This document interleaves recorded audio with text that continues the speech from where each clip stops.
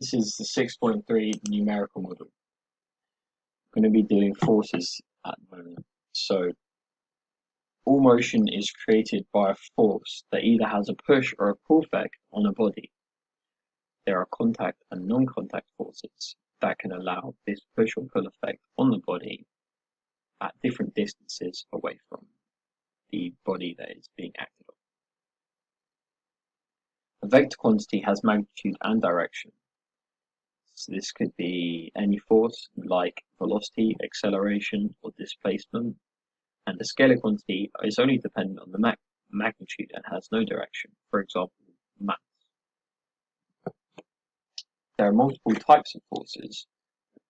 For example, internal force, which an example could be a contraction of the muscle. An external force, which could be an applied force, such as air resistance, drag, gravity, weight, friction. Forces are vector and must have a magnitude and direction. A horizontal force could be a force that acts on a horizontal plane. So, for example, a swimmer swimming at more of an outwards angle would experience more drag as they go forward, rather than swimming in more of a straight line. They would experience less drag. Vertical forces are experienced in a vertical plane.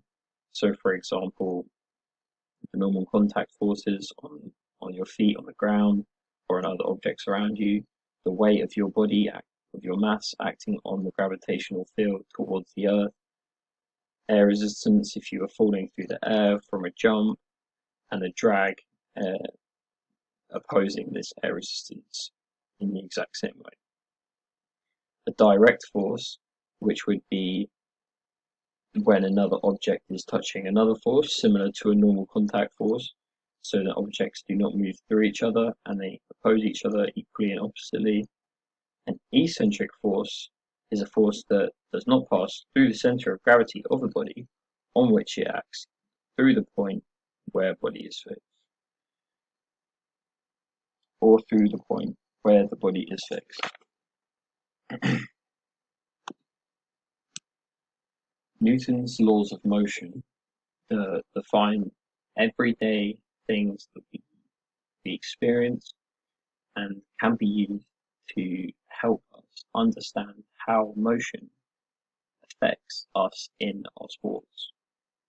Newton's first law states that an object will remain at rest or continue to move with a constant velocity unless acted on by a resultant force.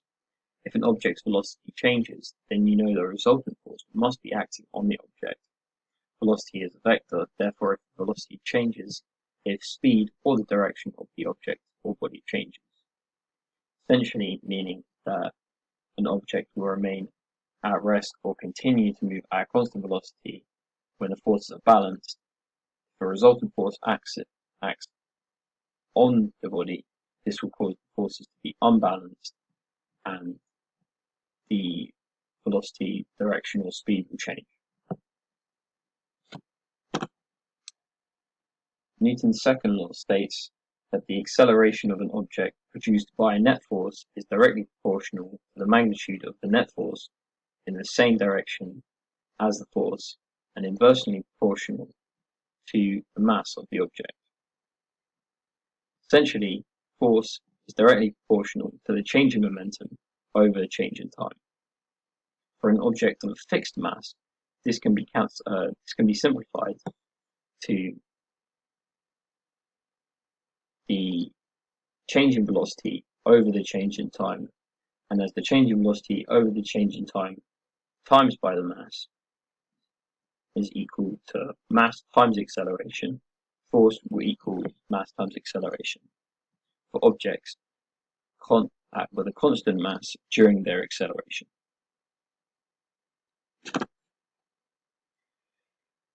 Newton's third law states that when two objects interact, they exert equal and opposite forces on each other. Forces acting on each other are the exact same type and are on the individual objects, not both forces acting on one object. For example, a man jumping towards the Earth has the weight force of the gravitational field of the Earth pulling him towards the Earth. This force is in equal magnitude to the force that the Earth is pulled towards the man that is jumping towards it, his gravitational force that is exerted the other way. These act in opposite directions to the direction of travel. Therefore, they are exerting equal and opposite forces to each other.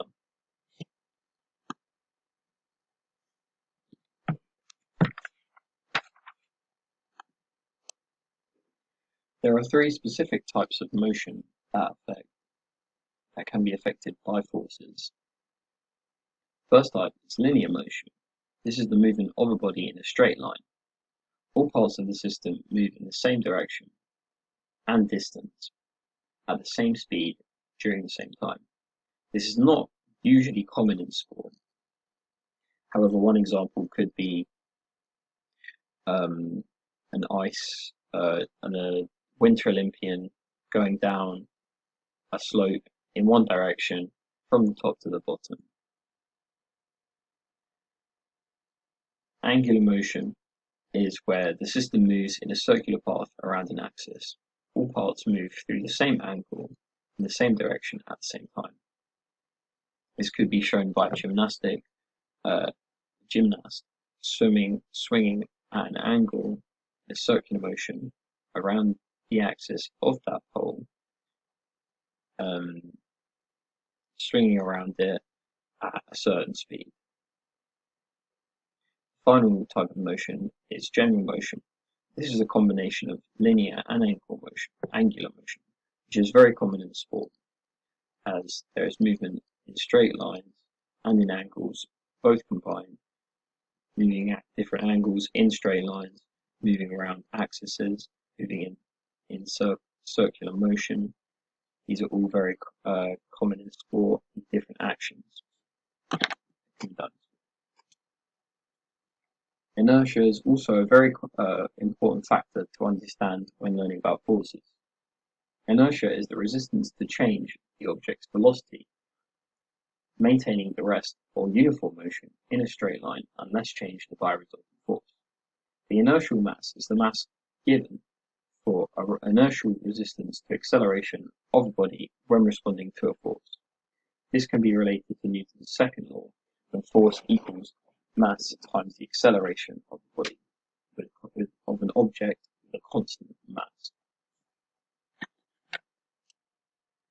This shows us that if there is a constant force being applied to an object of a constant mass, there is an acceleration that needs to increase in acceleration that needs to happen for the object to overcome its inertia and change the velocity. The mass is constant and the object's acceleration is constant. For the object to increase and change its velocity, there is a force applied that needs to change for you to overcome this inertia.